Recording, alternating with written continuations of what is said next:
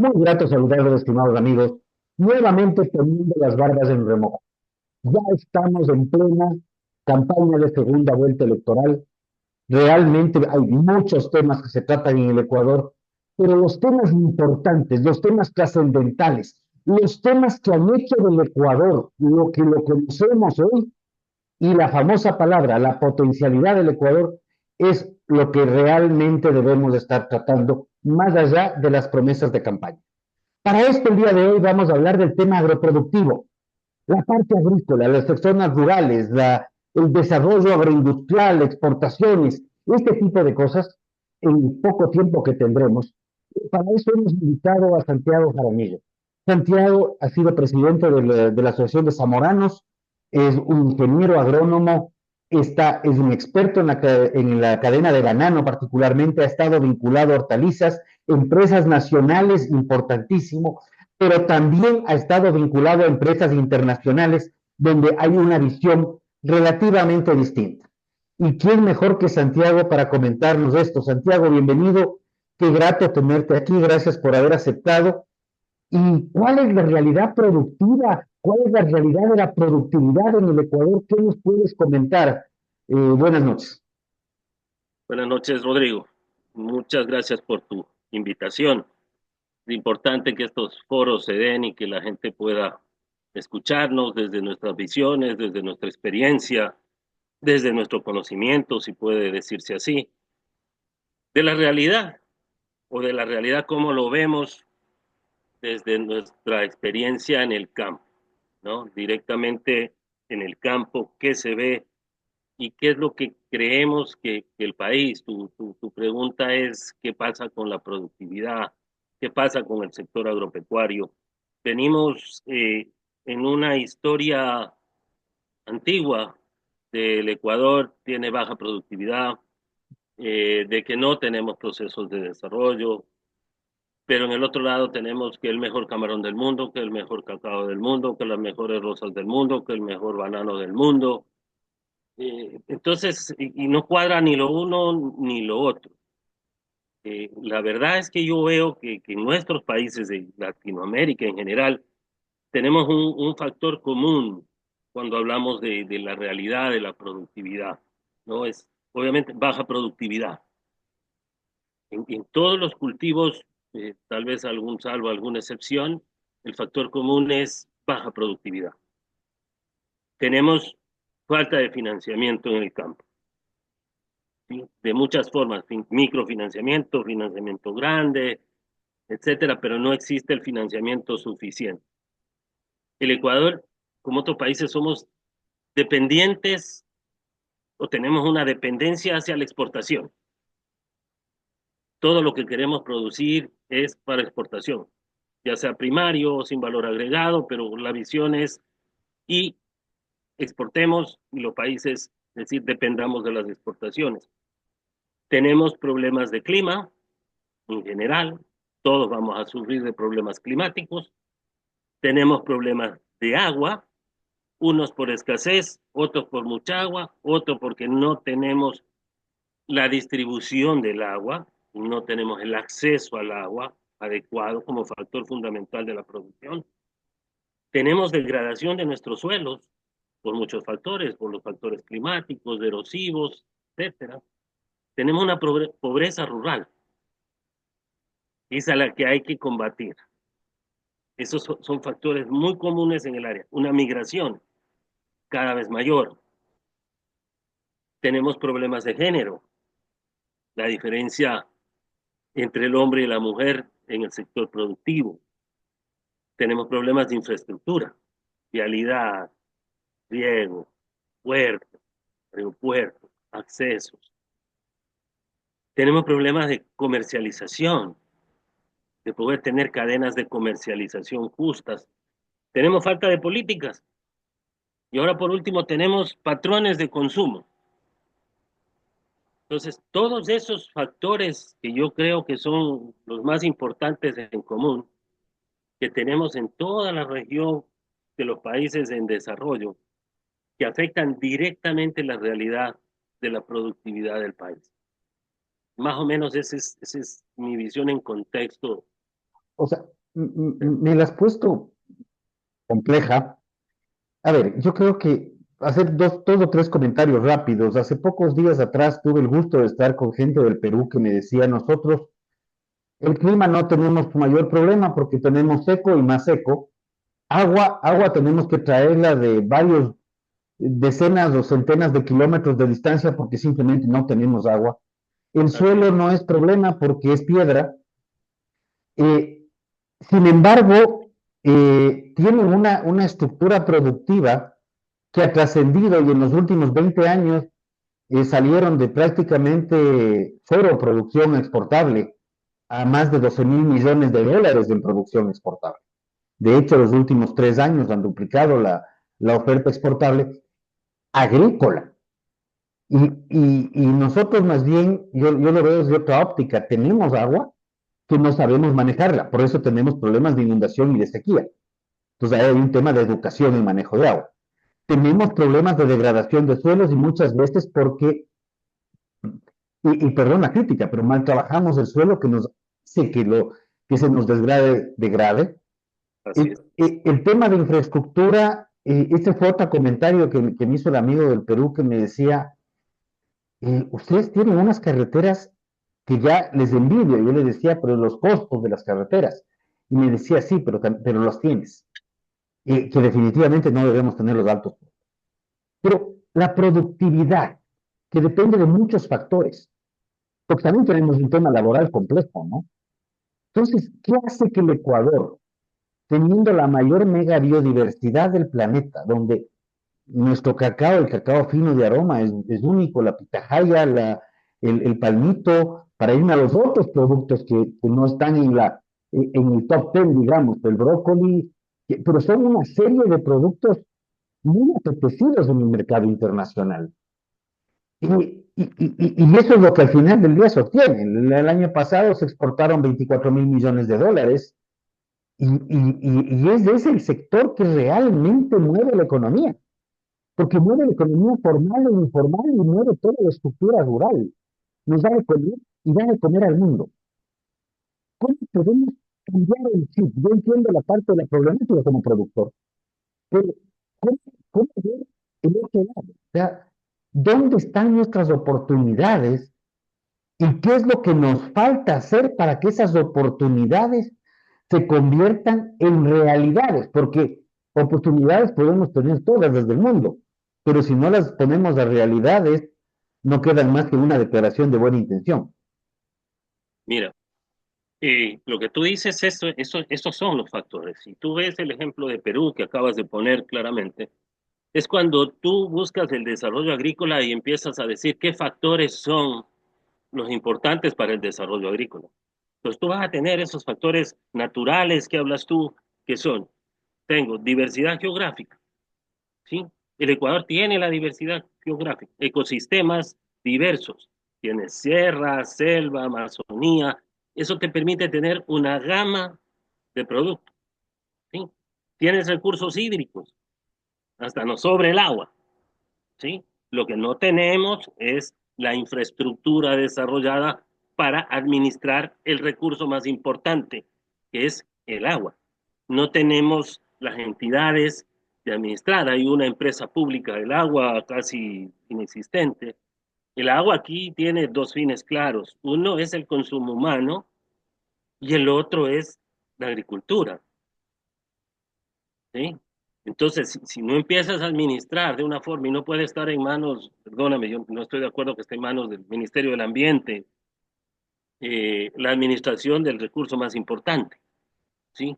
Debería ser una institución independiente manejando el recurso más importante, tanto para las personas y la vida, como para la agricultura y la alimentación.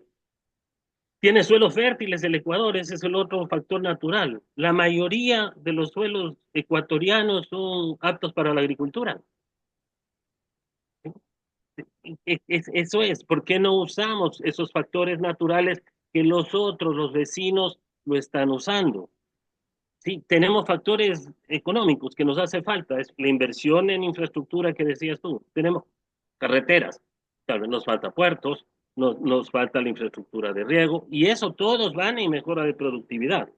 y todos van en competitividad. Esa palabra no me gusta usar mucho, pero está tridada, que es la competitividad. Sí, tenemos que usar, obviamente, el acceso a los mercados. Tenemos que trabajar en los accesos a los mercados, llámese tratados, lo que sea, mercados externos y mercados internos. ¿Sí? ¿Cómo fomentamos para eso? El desarrollo a la agricultura familiar. La agricultura familiar es la base y el sustento de la alimentación. Por eso te decía que nuestros países a veces nos vamos a la dependencia de las exportaciones. ¿Sí? Es claro, tú decías 24.000, 22.000 millones de exportación el año pasado, 10.000 millones agricultura y agroindustria, ¿sí? El 9, la mitad es la agricultura y la agroindustria. Y vamos entrando con esa mentalidad de la dependencia hacia la exportación, pero existe una inmensa agricultura que es la familiar, y no como le bautizan aquí, familiar campesina. El campesino es todos que estamos en el campo, todos somos campesinos, y no hay que encasillarle en campesino al chiquito, al pobre, al humilde, ni mucho menos.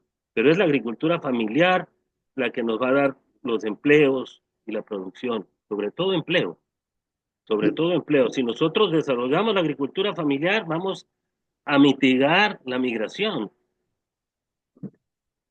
¿Crees que necesitamos desarrollar algo más? Porque la gente que sale del campo Sí. no es muchas veces porque le falte tierra, muchas veces sale del campo porque le faltan oportunidades y queda la tierra botada o se la vende. Bueno, es que esos son los factores sociales ya internos en los que nosotros tenemos que trabajar en la educación y la capacitación. Eso va a ser el incremento de la productividad, el incremento en la eficiencia, ¿sí? Si nosotros no hacemos factores sociales internos, hay factores sociales externos que hemos visto, pero los internos que son los que nosotros podemos manejar, la educación, la capacitación, la organización y la cooperación. Si nosotros influenciamos en eso, tenemos que estar organizados, capacitados, cooperándose, de cualquier nivel de agrupación, de agremiación. Eso te va a permitir a ti mejorar producción, mejorar comercialización, negociar precios. Este trabajo asociativo, cooperativo, me gusta más la cooperativa que la asociación, aunque poco se lo maneja acá. Pero ¿de quién depende? ¿Depende de papá gobierno o depende de los productores? No, desde el lado, es que tiene que venir desde el origen. No te puedes tú siendo productor. El productor tiene que unirse con el otro productor para exigir sus cosas, ya llámese al papá gobierno, dame las facilidades, sé el facilitador, sé esto, pero no es que venga el gobierno y te diga, ahora, como es ahora, una mala política, porque no es política, tienen que asociarse para recibir los regalos. A ver, voy a decir algo que es poco políticamente incorrecto, pero me parece que fue julio del 18, yo publiqué un documento justamente que decía que la única política agraria o agroproductiva en el Ecuador ha sido la de divide y vencerás. Gobiernos que se dedican a dividir a los productores con fines Sí, político-clientelares en lugar de unirles con fines técnico-productivos. O sea, básicamente totalmente. tú lo estás diciendo, perdón que lo haya puesto en mis palabras, pero es básicamente que seguimos en lo mismo.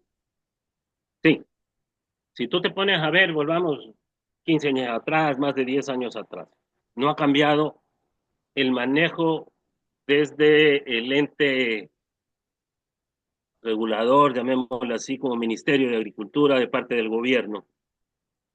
Si tú te pones a ver todas las publicaciones de este gobierno, del anterior gobierno y del anterior, vamos 4 gobiernos para atrás en la cartera. ¿Qué ha sido?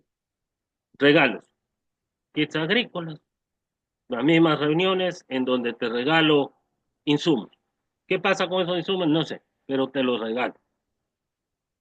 Eh, títulos de propiedad. Se guardan todos 10, 20, 30, 40, 50 y todos van a la foto a entregar el título de propiedad. Eso es como que yo le diga al registro civil, haz una cada semana de cuántas cédulas entregué. Ese es tu trabajo, es tu obligación. ¿Sí? Eso no estás haciendo ninguna política, estás cumpliendo con lo que te manda la ley. Yo voy a la ley y le digo a un juez, vea, necesito que me adjudiquen mi tierra, el juez ordena que se haga y el ministerio tiene que que entregar los documentos y mandar al registro de la propiedad y se entrega los títulos de propiedad. Vas ahí y ahora es un carnet de la señora capacitada, está bien, una escuelita de formación de área. Y dime si hay algo más. No, no hay nada más, pero desde los anteriores. Y todas las reuniones son lo mismo.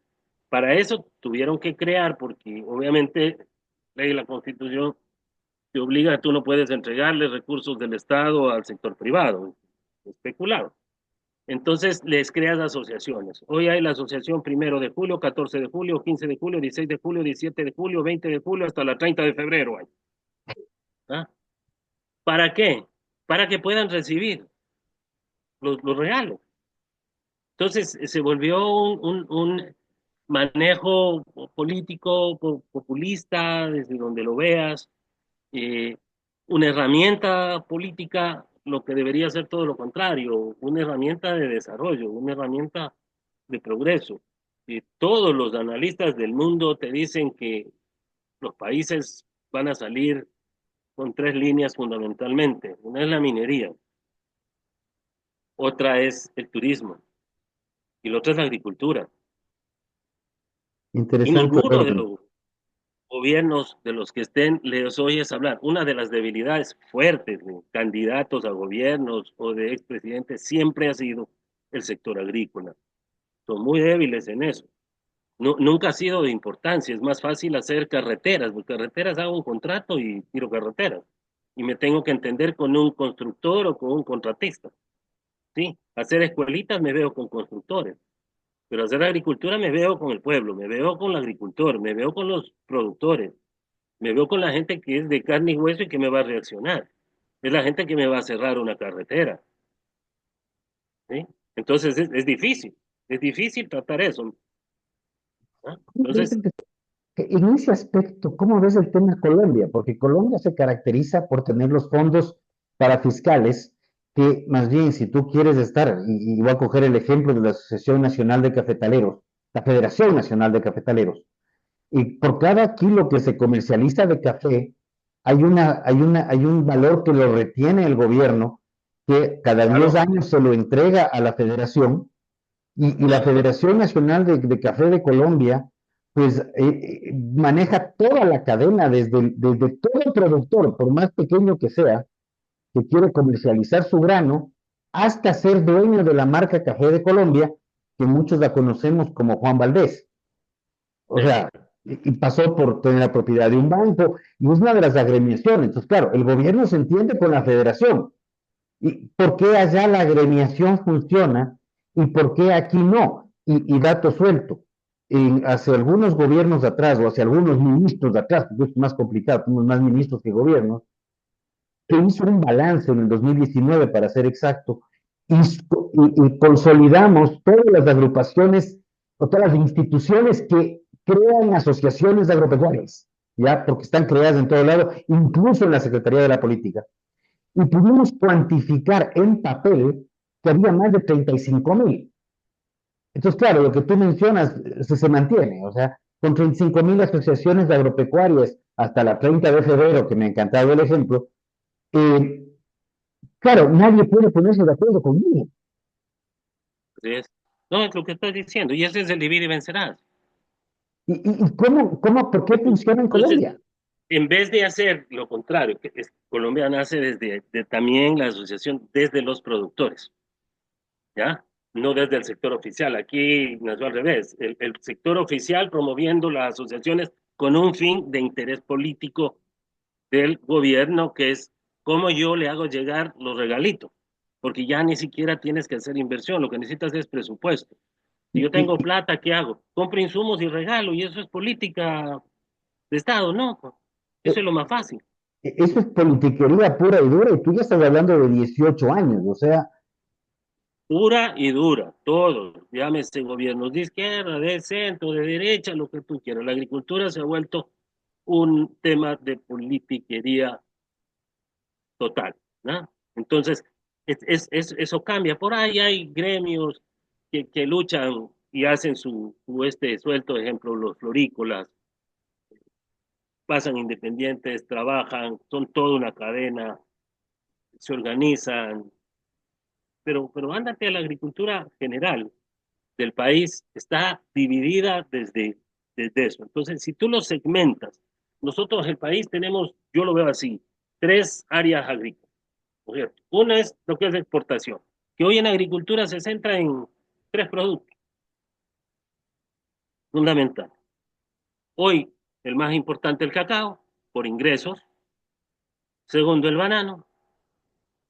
Tercero, las flores. Y habrá que por ahí cuatro pitahayas, dos aguacatitos, cinco brócolis. ¿Ah?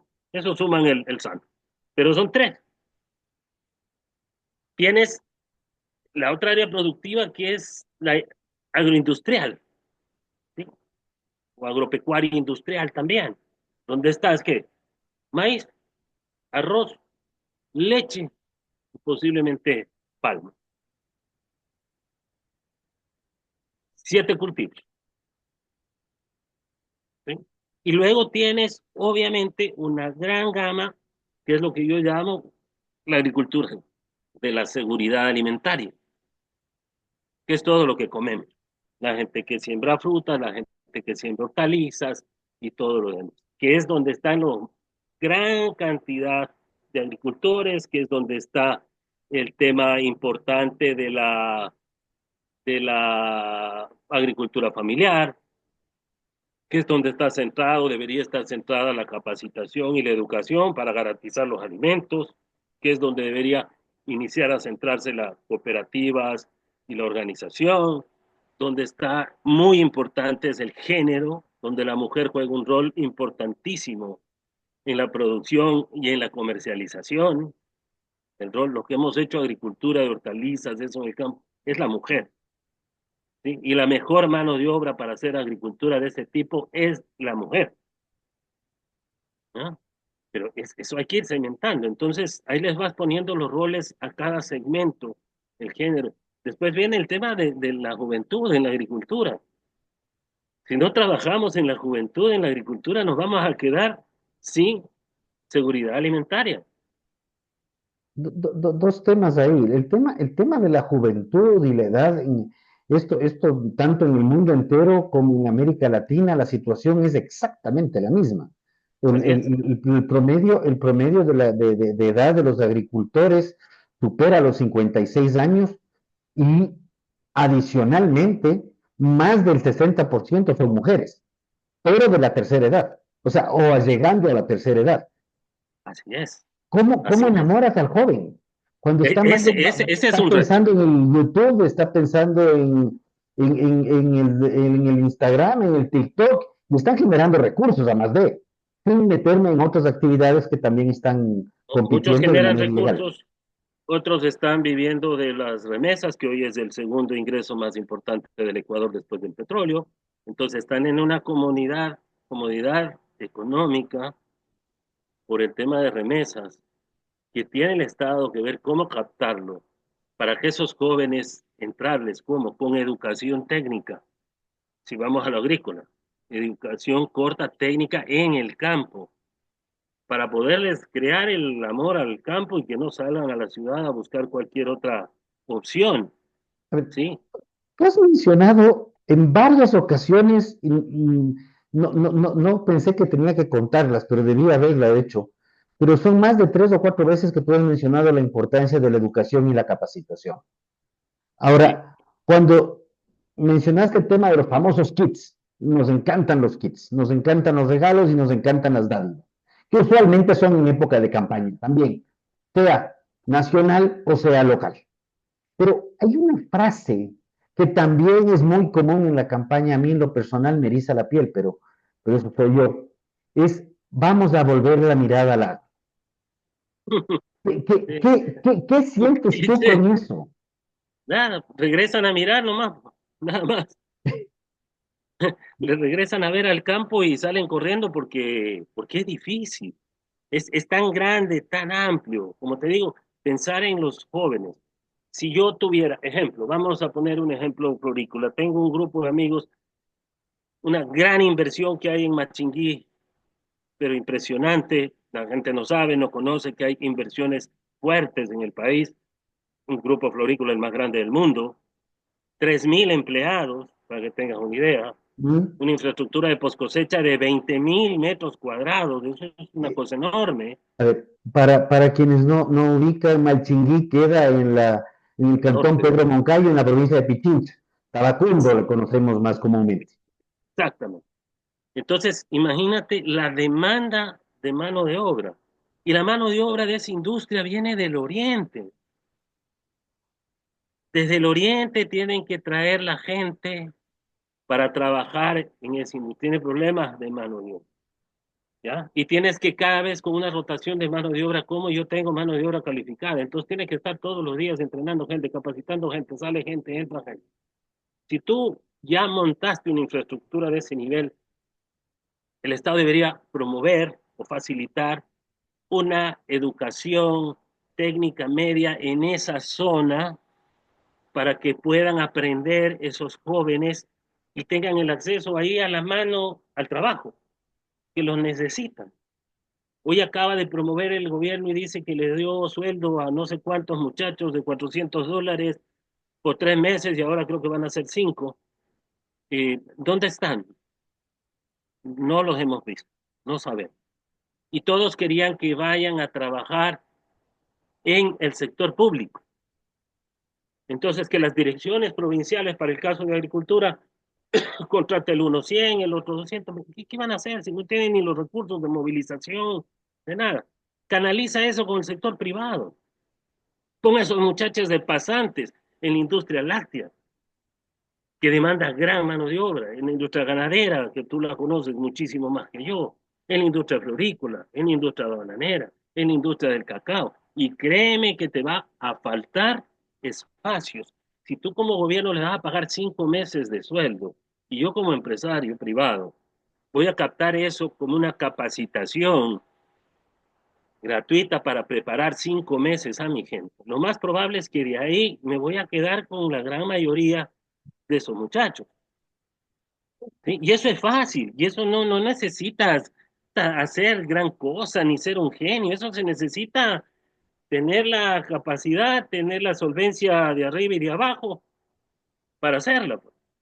Y ahí me permito mencionar empresas de este tipo que están solucionando las cosas y se montan sistemas de educación dual, donde también tienes un sistema donde la universidad o los centros técnicos de educación se los monta en las industrias, que esa es la educación dual per se, de acuerdo al ejemplo alemán, que es el líder mundial.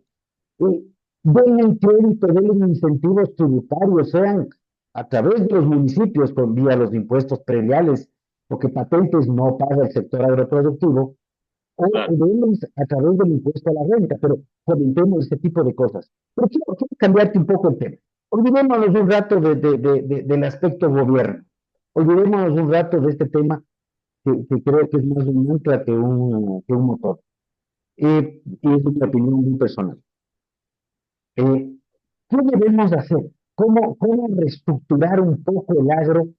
Porque hemos demostrado desde hace más de 150 años que somos grandes exportadores, sea el boom del cacao a mediados de 1800, el boom del banano, camarón, el tema de las flores, el tema de la pitahaya que está despegando, el aguacate que sigue avanzando, el arándano que está ahorita de full moda, más los productos de locales. Entonces, ¿qué tenemos que hacer en el agro para, desde lo privado, y quiero en esto sí. sí enfatizar, desde lo privado, buscar un desarrollo integral que va a terminar beneficiando al país entero?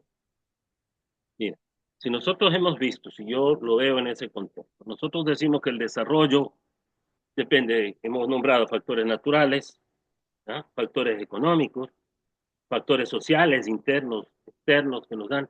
Eso nos tiene que a nosotros poner un desafío, ¿sí? Nosotros tenemos que generar unas oportunidades. Tenemos que ver dónde están los desafíos del agro en general. Vas a tener un desafío importantísimo con el cambio climático, por ejemplo, ¿sí?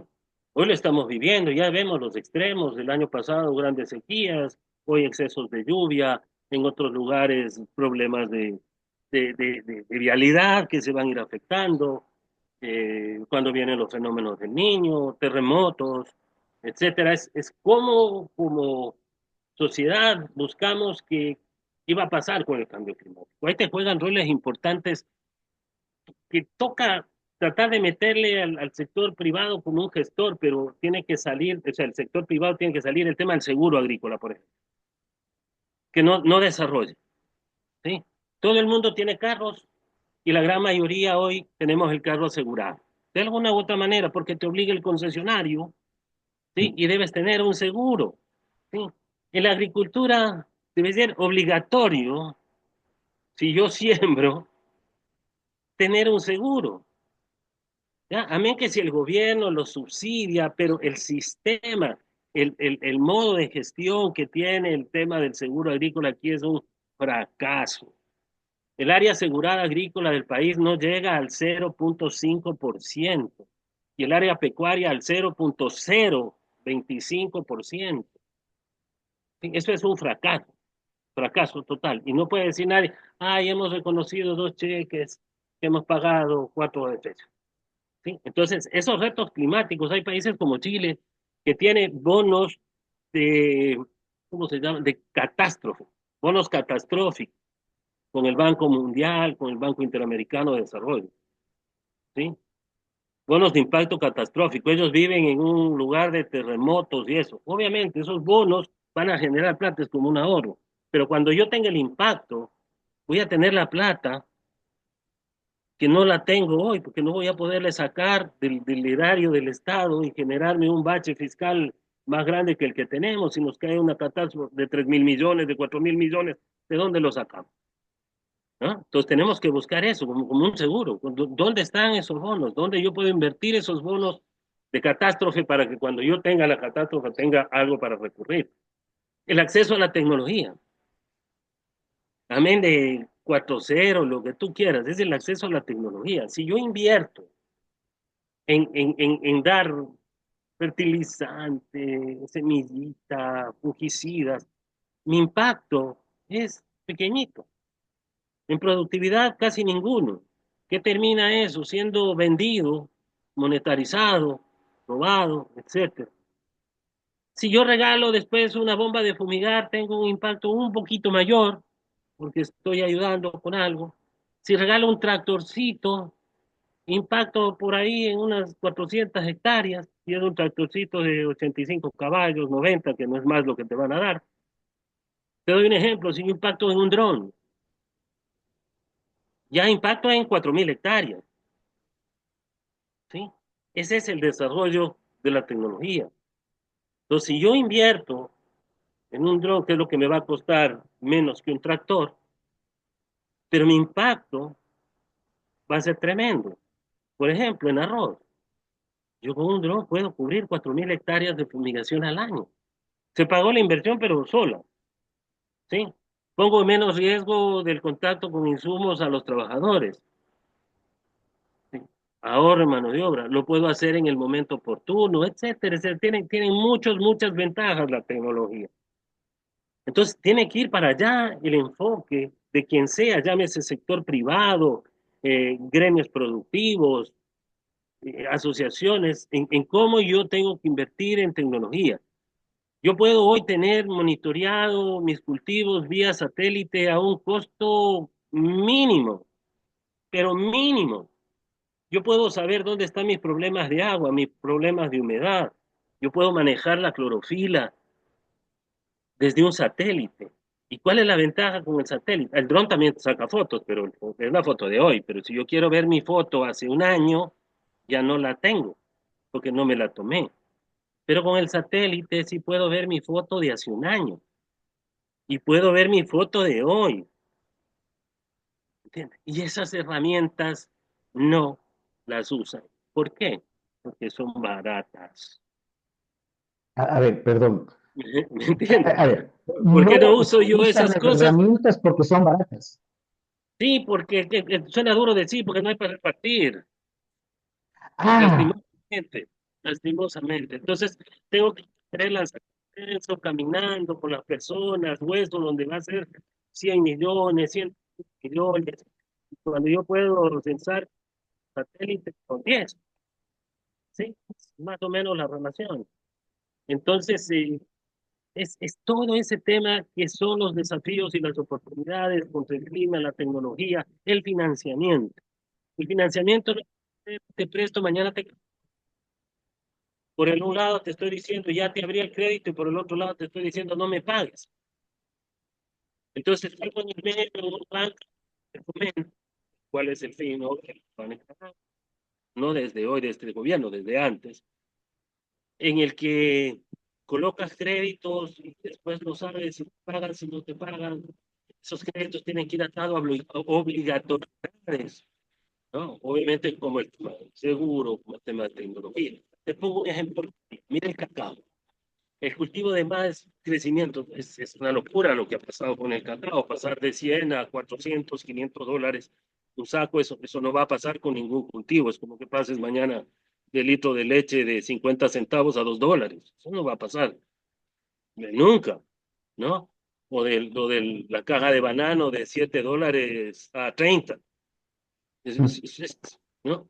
Y todo ese montón de disponible, porque ese sí es un excedente, porque si con 100 subsistías y te desarrollabas, con 500 tienes un excedente. Y ejemplo, la productividad del cacao del país es ridícula, 0,8 toneladas por hectárea, ¿ya? Cuando hay campos de Comparado, cultivo, no, compa, con uno mismo. No, a mí no me gusta compararme con otros países ni mucho. ya. ¿No? Aquí hay productores que te rinden 3,50 toneladas por hectárea año, ¿ya?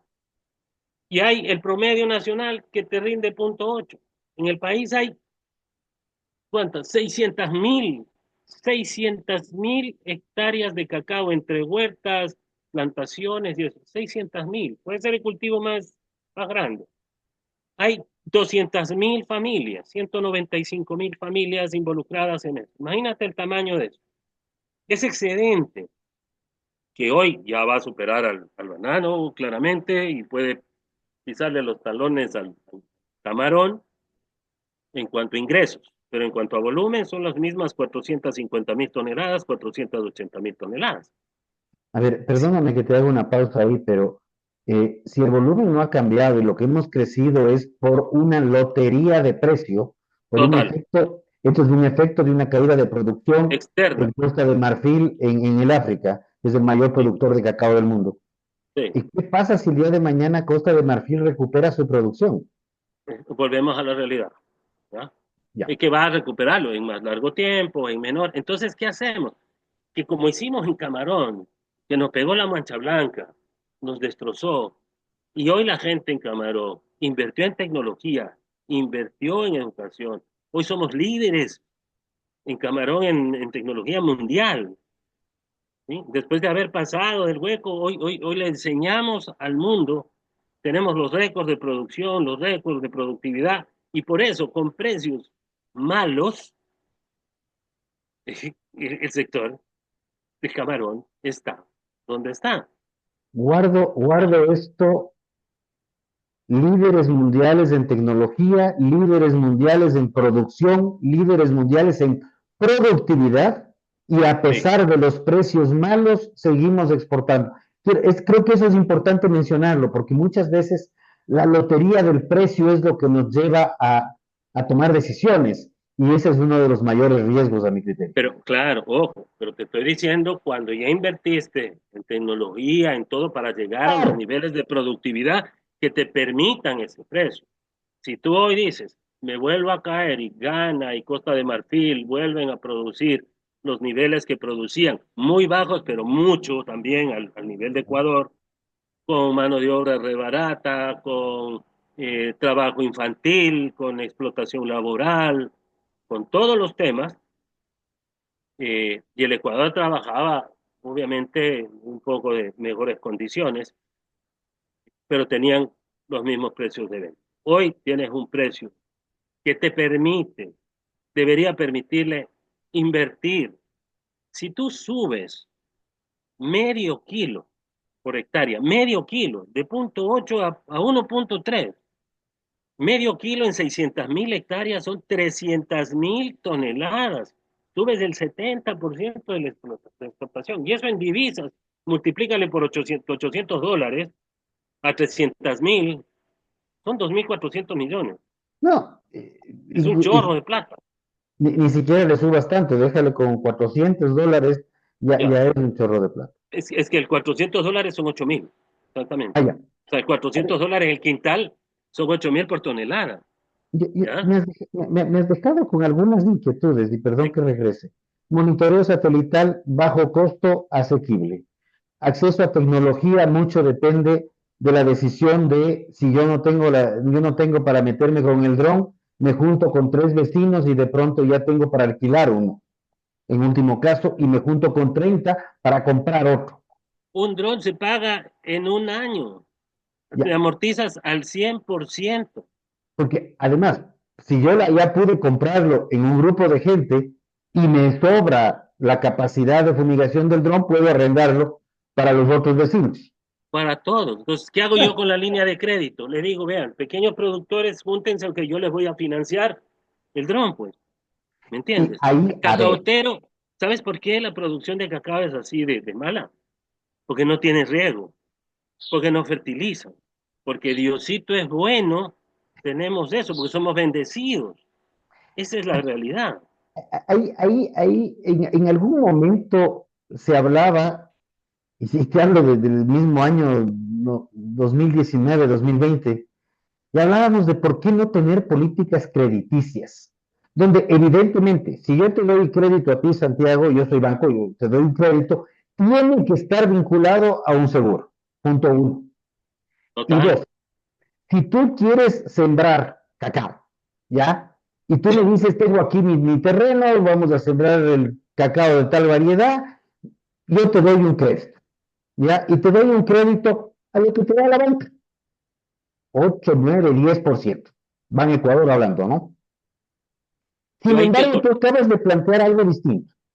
Entonces, ya no viene Santiago a pedir el crédito, viene Santiago con Juan, con Pedro, con César y con alguien más y dice, vean, tenemos aquí estos lotes de terreno, podemos montar cacao, tenemos acá este otro lote donde también está vinculado al procesamiento del cacao, acopio y procesamiento, vamos a tener un sistema de riego que se implemente y se paga en tanto tiempo, y ya me planteas un proyecto no de productor individual agrícola Santiago, sino de agrupación agroindustrial con visión de mercado.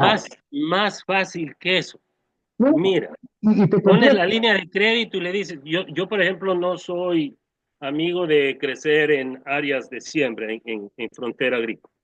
Yo soy Ya. amigo de crecer en productividad. Entonces, si yo ya tengo las 600.000, yo no creería que hay que seguir sembrando más cacao. Lo que tengo que hacer es decirle al señor que no tiene riego, mira, yo te voy a financiar el riego, porque sé que con riego ese señor va a pasar de la media tonelada, va a pasar a la 1,5, pero fácil. ¿Y cuánto te cuesta el riego? 2.000, $2.500. A ese precio se paga en la Y, primera cosecha. y regresamos a lo mismo, a lo que comenzaste mencionando, el segundo punto que mencionaste era agua, el Sí. manejo y la buena administración del agua, que eso es precisamente los sistemas de riego, no Ese- depender de papá Diosito. Y si papá eso. Diosito manda agua además, tener sistemas de drenaje, por eso es riego y drenaje lo que se debería trabajar. Yo quiero como gobierno darle regalito y hallar un kit. Ok, no me meto en eso. Le doy fertilizante a ese cacaotero. No más, fertilizante. Pero me aseguro de que ese fertilizante caiga en el campo.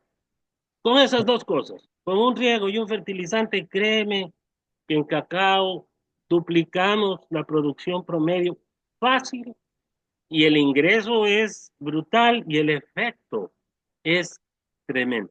Ese es un enfoque de política. Yo ahorita diría cómo yo aprovecho como país ese exceso de liquidez que tiene ese sector.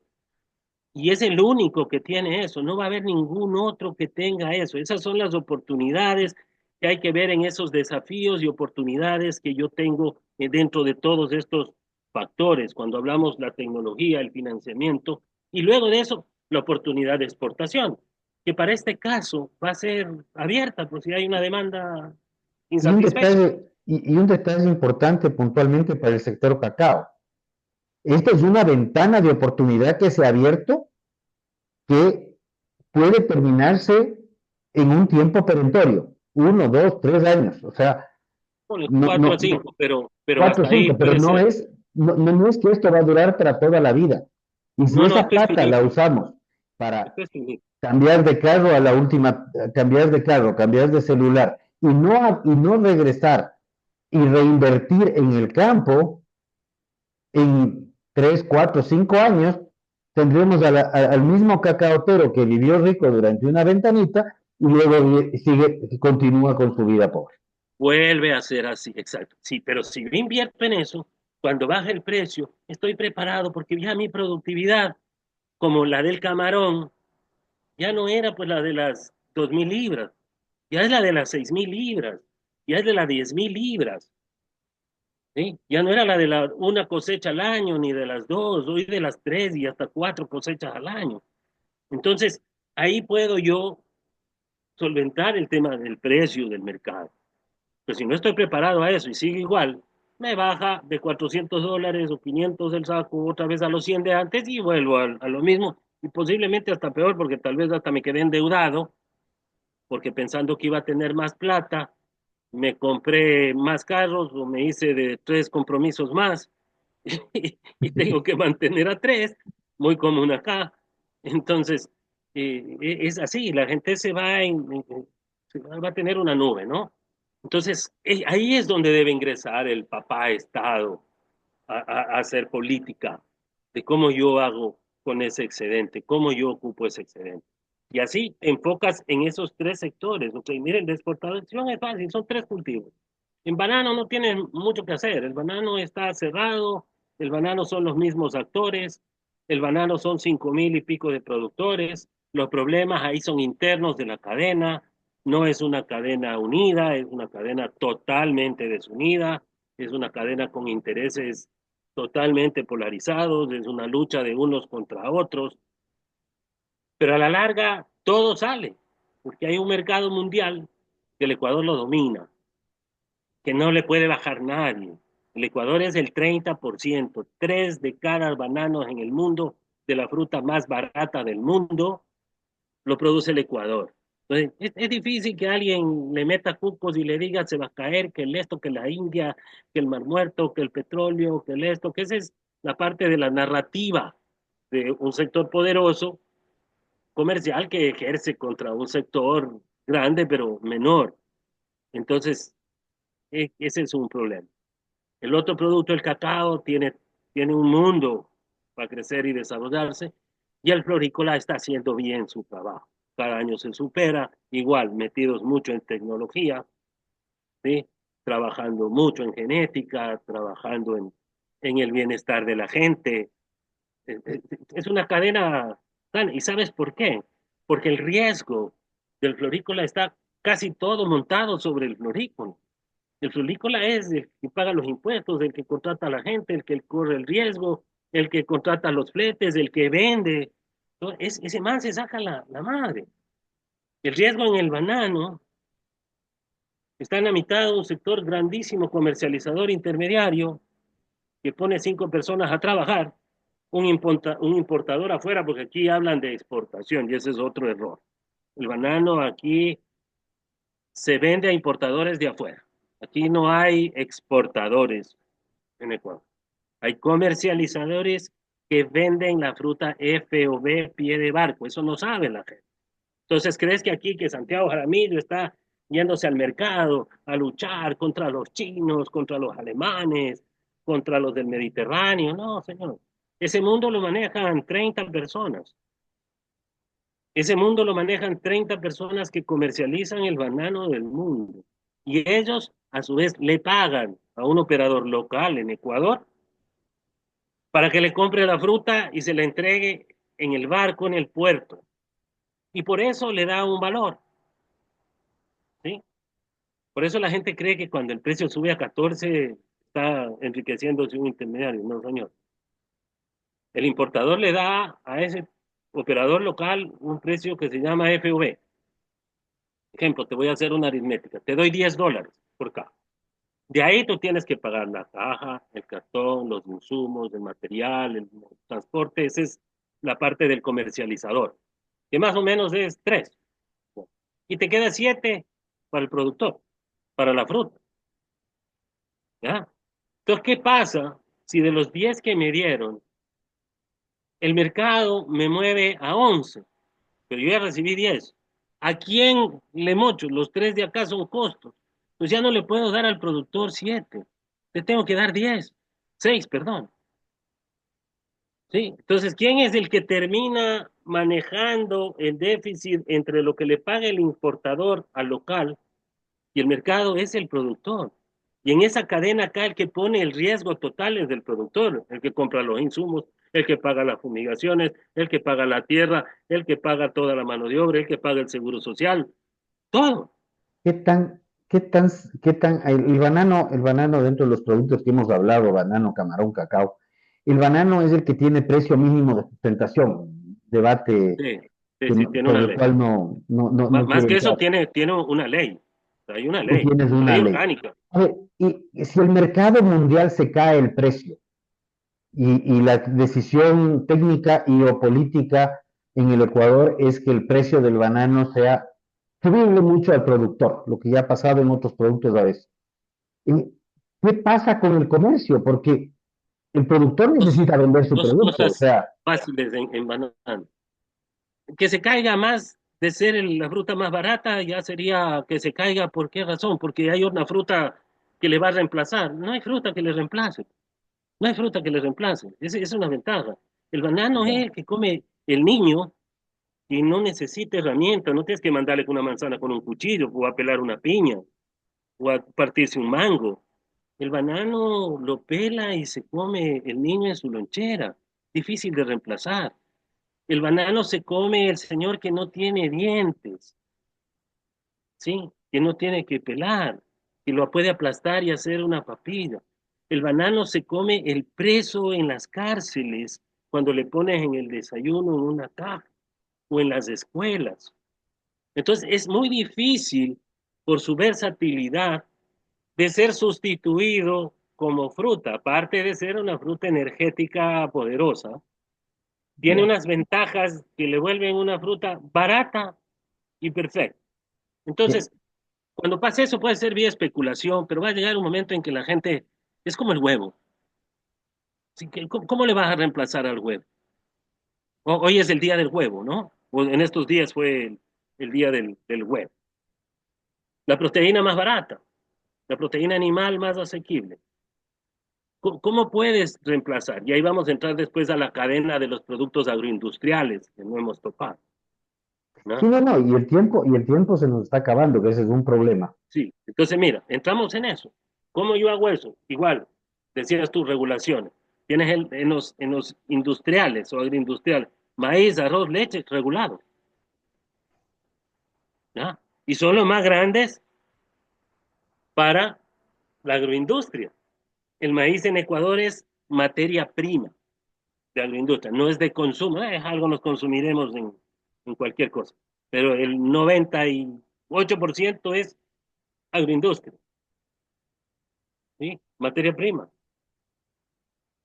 Entonces, ¿de qué depende eso?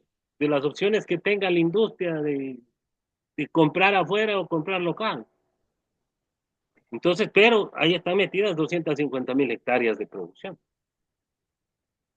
¿Qué le digo al señor? Vea, no importa, pues vamos a importar maíz porque está más barato, que no es verdad. En otro lado puede traerse aquí, que tiene menor calidad, etcétera. ¿Y qué hacemos con esas 250.000 hectáreas o 250.000 o 200.000 familias? Muy difícil, muy difícil. Y si no le garantizas a esa gente un precio mínimo, porque estamos hablando de no de precios fijados, esa es otra percepción, es de precio mínimo de sustentación, no es el precio único ni es el máximo, es el precio mínimo que en teoría te cubre tus costos de producción. Pero Porque ahí viene un tema. ¿Qué pasa si tu productividad es muy baja o como hemos mencionado, la productividad nacional es total, muy baja y tú compites contra un precio, un potencial precio internacional de cualquier producto? No quiero enfocarme ni en maíz, ni en banano, ni en sí, leche, ni en caña de azúcar. Me falta uno, algodón ya prácticamente ha desaparecido, no arroz. desapareció. Arroz, y que vamos a tocar el más grande. Sí, bueno, y son precios, todos tienen precios de sustentación y son precios que al final del día tienen un peso político importante. Pero si tú estás con bajísimas productividades a nivel nacional, por No falta te de sirve el riego, por precio, falta de por más de que te tecnología, fije un precio, no te sirve, no te alcanza. exacto. Y por el otro lado, cuando esos precios políticos están ahí de por medio, ¿qué incentivo tienes tú, si ya tienes fijado un precio, al menos el mínimo, qué incentivo tienes tú para gastarte en riego o en lo otro si al final del día con lo que Es que se produzcas te van viene a en pagar? el cálculo del mínimo, del costo, ¿me entiendes? Entonces, cuando tú sabes que tienes un costo de 10 y tú sabes que realmente el precio va en base a ese costo y tú eres ineficiente, el mismo costo te va a ir sacando, porque no te alcanza tampoco. Pero al que medio es eficiente, le da para poder mantenerse. Y si es Claro. que él se mantiene, también podemos mantener una cadena que no necesariamente la puedes cubrir al 100% con importaciones. Muy difícil que el Ecuador pueda lograr importar 1.500.000 toneladas de maíz de calidad para la industria avícola. Muy difícil. Y mucho de esto tiene que ver con temas logísticos, me imagino. Y logístico, ¿y quién te va a almacenar? Y Ya, etcétera. Entonces, logística. Ya. entonces se te vuelve una necesidad en el este. Y obviamente ya el Ecuador no es autosuficiente en maíz para la industria. La industria crece al 7% anual. El campo no crece a ese nivel. Y obviamente esa diferencia tiene que suplirse con importación. Eso no es malo. Es malo cuando la importación no es hecha en el momento adecuado. Ese es el problema. Que Aquí es no se parte debería ni del discutir debate. eso. Se Mm, hacen todos los meses las mesas lo mismo, que yo voy a producir 100, el otro dice que produces 20, y la historia que tú y yo conocemos, vieja, vieja, vieja, como los salarios. Yo quiero el- de sueldo $1.000 y yo quiero pagar de sueldo, ¿qué es lo que tengo que pagar? La inflación.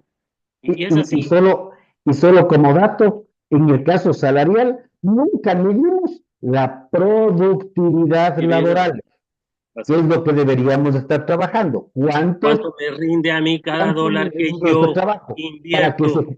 Para que al Sí, menos pague el salario.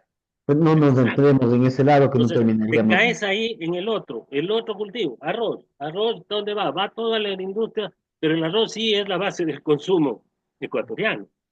O sea, ahí sí no podemos despreocuparnos porque nosotros comemos arroz y comemos Hace, verde.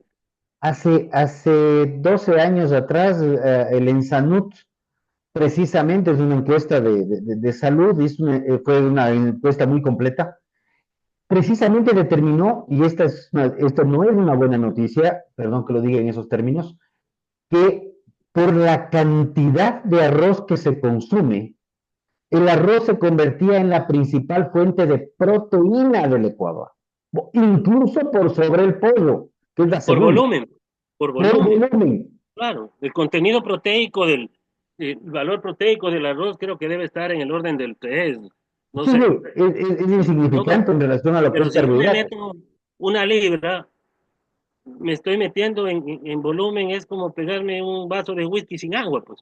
Más o menos, me tiro 40% de alcohol. Cuando me lanzo con agua, me pego 5 whiskies. Es más o menos eso.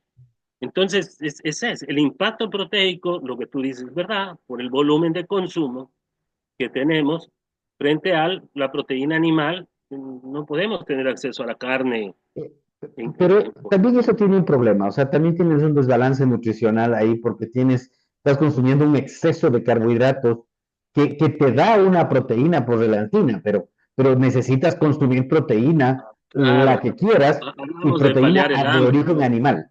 Hablamos de paliar el hambre, no paliar, no nutrir, ahí sí estamos en Claro, otro concepto, es lo estamos mismo. centrándonos a otro El, tema, que son los obesos el huevo, desnutridos. cuando yo Bueno, fui, para que tengas una idea, Cuba, cuando tuve la oportunidad de ir y hablan de todo eso, es un fracaso total, ¿no? Entonces ya no tenían, toda la industria de proteína animal fue totalmente diezmada, no tienen, no hay producción, no hay nada, pero ¿qué sí mantuvieron? El huevo. mm, El huevo fue la única industria que mantenía Cuba ¿por qué? Porque es la proteína más barata y de más fácil acceso para la persona como proteína animal. Entonces ya no les importaba tener cerdo, vacunos, suinos, etcétera, sino que es, ni pollo, sino que se centraron en el huevo, ¿ya?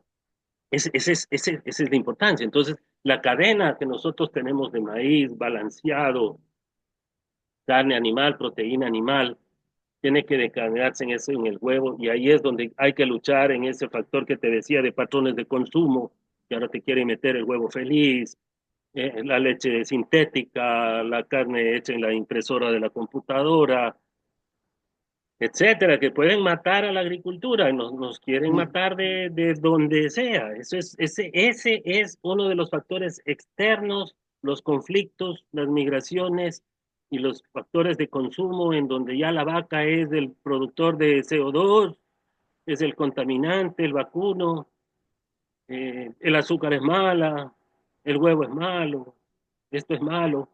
Entonces, esos patrones de consumo son con que el sector productivo tiene que luchar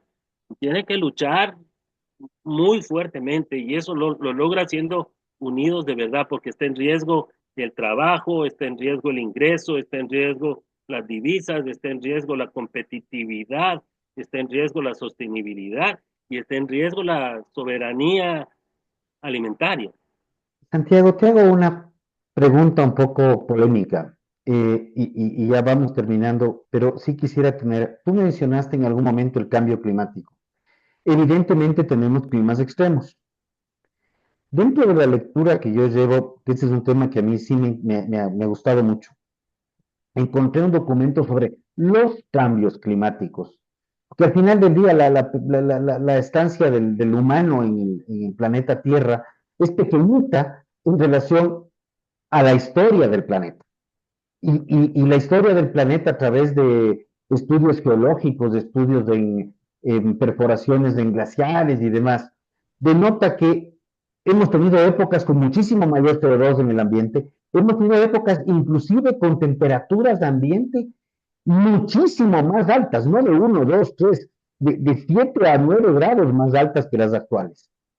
Es de este cambio climático, como se lo plantea ahora en las redes sociales, como que fuera, puta, que tenemos que cambiar todas las formas, matar a las vacas para que no haya CO2, dejar de usar el carro, pero construir una carretera en la Amazonía, tumbando árboles, no topar los árboles, no cortar unas ramas de un arbusto en ninguna Es parte. el cuco, es el cuco. ¿Este es un tema técnico o es una nueva Es, discursiva política?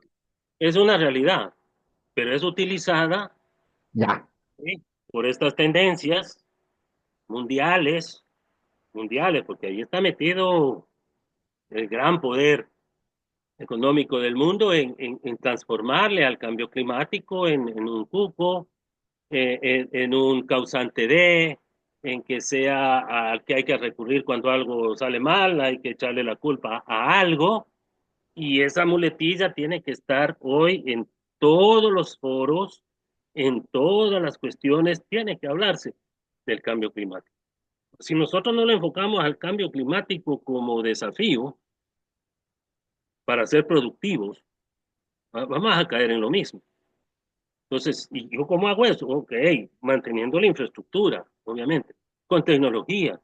Si yo voy a tener problemas de clima, pues tengo que aprender a cultivar en métodos más intensivos, en sistemas protegidos, en el uso adecuado del agua. ¿Para qué? Para producir más por metro cuadrado. El Ecuador tiene esa ventaja de clima que nosotros, por ejemplo, en maíz podemos sacar 2 cosechas al año. Los Estados Unidos, Argentina, los grandes productores de maíz, la China sacan una, ¿sí? Desde Esa es la eso, verdad. En arroz sacamos 2,5. de- En de- camarón sacamos 4. ¿Sí? En pensando, pollo creo que vamos ya, bueno, la industria del pollo en el mundo está desarrollada, pero si antes sacábamos cada 10, después cada 7, hoy creo que es cada 4 semanas un pollo. Entonces le vuelves eficiente ¿qué? Al uso de tu materia prima. y lo que acabas de mencionar, el tema del cambio climático nos lleva a adaptarnos. Y me retumban siempre las palabras de Darwin cuando decía que la especie que sobrevive no necesariamente es la más fuerte, sino la que mayor capacidad tiene de adaptarse. La adaptación. Eso es fundamental. Yo quiero darte primero, y perdón que te he interrumpido ahorita, pero quiero darte las gracias. ¿Qué mensaje le darías tú al sector productivo, agroproductivo? Yo me voy de agroproductivo en toda la cadena, sea alimentaria o no. ¿Qué mensaje le darías como para decir, señores, esto es lo que tenemos que hacer? Mira, primero, es que es tan grande, ¿no? Primero es pensar en país. O sea, mientras no tengamos, el Ecuador tiene esa gran falencia de no ser un país unido, en general o por lo que sea. Nosotros no nos podemos poner de acuerdo entre cuatro, ni en lo político, ni en lo familiar, ni en el fútbol, ni en lo religioso, ni en los gustos. ¿Sí? Esa es una falencia tremenda. Entonces, lo que otra gente ha logrado juntándose y uniéndose en agricultura, lo que tú vas a hablar de Perú en cualquier momento, lo que ha logrado países pequeños como Costa Rica, ejemplo, un sistema cooperativo, yo lo conozco hace 40 años, al Infocop, el Instituto de Fomento Cooperativo, era una institución que formó y logró que Costa Rica mantenga aún su producción local frente a los avances de las multinacionales, que no han logrado como industrias como Dos Pinos, etcétera, en la industria láctea y han crecido de forma. ¿Por qué? Porque se unieron. En países en los que tú ya puedes decir, yo quiero sembrar papas, sí, pero tu zona de papas es esta.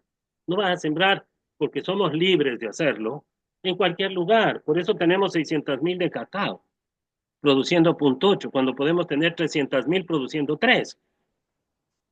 Generaríamos Sí, más volumen y más ingreso. exactamente, lo mismo el tema de la ganadería. O sea, tenemos las mismas 4,5 millones de cabezas de ganado. Quiere decir que no hemos subido en productividad de área dentro de estos pastos, en donde yo puedo subir mi capacidad de carga animal a de media cabeza de ganado a 5, ¿no? Y volverme un excedentario en producción de proteína y exportar carne. Centroamérica exporta carne y no tiene agua y no tiene tierras. Honduras es un país pobre, pobre, y exporta carne a Estados Unidos. Nosotros ya tenemos más de 10 años dormidos en la almohada de que somos libres de aftosa con vacunación. Es como estar con la corona y decir, yo soy la reina. Sí, ¿y cuánta carne hemos enviado? Nada, por ahí creo que hubo algún intento de alguna buena empresa privada de mandar a Dubái algo, pero no. Entonces, hay gente a mí de Centroamérica, las relaciones que hay, me dice, oye, me da ganas de que me vendan a mí canales y yo acá las proceso y las revendo. ¿Por qué? Porque los mexicanos están llevando el ganado de Centroamérica caminando hasta México para venderle a los Estados Unidos. Entonces, ¿te imaginas el potencial que tenemos? ¿Cuántas hectáreas hay de pastizales en el Ecuador? Más o Dos menos mil, 3.700. ya, pues serían cuatro. Imagínate, 4 millones. Si tú pones que tenemos una carga animal de una cabeza por promedio, 4,5 millones es uno puntual. Si subo a tres, tengo 12 millones de animales, pero no tengo que hacer mejoramiento genético, mesa técnica. Pues tengo que agarrar y coger, no voy a traer los animales en avión tampoco, eso no lo voy a hacer. ¿Sí? Pero cojo en la costa, selecciono gatos, ganaderos, cebuinos, ¿sí? Sincronizo 1,000, 2,000, 3,000 vacas y las meto embriones y tengo mañana, en un año, 3,000 animales mejorados, puros, para repartir al mejoramiento genético. Y eso no necesito más allá de una inversión que no es inmensa, que no es inmensa. Y hay empresas en Brasil que te dan en trueque. A mí me decía un brasilero, no hay problema, yo mando los embriones y me pagas con el producto final, con terneros, vamos a medias. O sea, ni siquiera hay procesos que ni siquiera demandan inversión, demandan es hacerlo. ¿Sí? Pero Voluntad. si no tienes gente pragmática a la cabeza de eso, van a seguir en mesa, escuchando, con un cuaderno, apuntando, apuntan, Llega la una ONG, llega la otra, llega la cooperación, llega el otro, y después te dice, ¿sabes qué? Vamos a hacer un libro de políticas, ¿sí? Te voy a hacer un libro de políticas y así tú pasas a la historia en una página diciendo, yo hice las políticas. Y un par de años más tarde rehacemos el libro de Otro, y políticas con lo hacemos el mismo. otro de políticas versión 2, versión 3, creo que hay tres anteriores, tal vez la que quieren hacer es cuarta o quinta, pero así podemos llegar hasta la décima, ¿sí? Pero nunca avanzamos. Pero tú haces eso, yo quiero hacer, sí, necesito mejoramiento ganadero. Total, que tenemos una gran base cebuina adaptada que resiste enfermedades, que va a transmitir a su progenie toda esa seguridad y me traigo animales, Bradford, lo que tú quieras, Brangus, del que sea, ¿sí? Embriones y los implanto, y saco, y sexado, si quiero traer solo hembras o si quiero traer solo machos, yo ya elijo, esa es la ventaja de la tecnología. Eso es lo que hablábamos con el acceso a tecnología en el desafío y las oportunidades. Ya no podemos traer vacas en avión, ya no podemos estar pensando en inseminar, donde voy a pegar punto 5, punto 6 de pegue y tengo que volver y tengo que esperar el estro de la vaca puta, a la siguiente. En cambio, hago un trabajo de selección de base, de buenas madres, de vientres, y implanto tanto ganado lechero de alta productividad, ganado vacuno de producción de carne, ganado caprino de calidad, ganado ovino de calidad. Eso es, y no es una ciencia de hoy, esto es hace 1000 años, hermano. El desarrollo genético en ganadería es cuento viejo, yo lo aprendí en las aulas. El Ecuador comenzó con lo que es investigación y desarrollo genético y mejora genética en inseminación artificial de bovinos en los años 60. Sí, Ni tú ni yo habíamos nacido todavía y ya se estaba implementando genética en bovinos. Santiago, sí, y se hacía con, no con pajillas, sino con, como la venía de las inyecciones, ¿ah? sí, ¿Cómo se dice? Ay, no en se me va pajuelas, también sino el nombre, sí, cápsulas. en En eso. cápsulas, en esto. Pues sí. Y eso había todavía en Cuba cuando fui, para que tengas una idea. A ver, yo sí quiero darte las gracias. Nos hemos ido de largo. Creo que podríamos irnos un par de horas más tranquilamente. Fácil. Pero sí quiero llamar la atención, o sea, mucho de lo que tú has mencionado, creo que el ejemplo de Brasil es una empresa privada, entiendo, que te dice, yo te pongo los embriones, vamos mitad a mitad con las Sí, crías, el embrión puede ser sextado, inclusive. O sea, aquí lo que se necesita es decisión, probablemente dejar de asistir a mesas técnicas y comenzar a tomar acciones, porque con las mesas técnicas lo que estamos fomentando, directa o indirectamente, es la politiquería permanente. No es por un gobierno, es, el que viene, el que es pasó, la el de hace estructura, 5 o 6 gobiernos atrás, pues para es de la olvidarnos. estructura. Tú presentas opciones que sean baratas y factibles y le meten en un cajón, porque no es negocio. Así de sencillo y claro.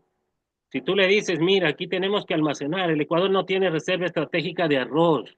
Si mañana este invierno se nos viene por encima, nosotros consumimos uh, cientos de miles de toneladas y no tenemos reserva estratégica de arroz.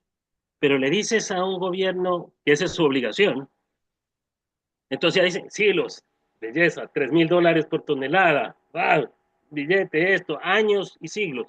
Le dices, hay opciones de almacenar que vale el 10%, no es negocio, porque yo en 300 tengo el 10%, en 30 mi 10% es ridículo, no lo hacemos. Y no lo hacen. Y se quedan ahí estancados porque tienen una mente, estado así, el que se sienta ahí y que no conoce cae en el juego del sistema. Yo te agradezco y este mensaje me duele porque es como ecuatoriano. Claro, Porque como país. estamos viendo que los proyectos sostenibles son proyectos que sostienen el bolsillo de quien los plantea y no la sostenibilidad de un país. Lastimosamente es así. Suena duro, suena feo. Habrá quien se rasgue las vestiduras y quien diga como los otros, ¿Dónde están las pruebas? ¿Dónde están las facturas?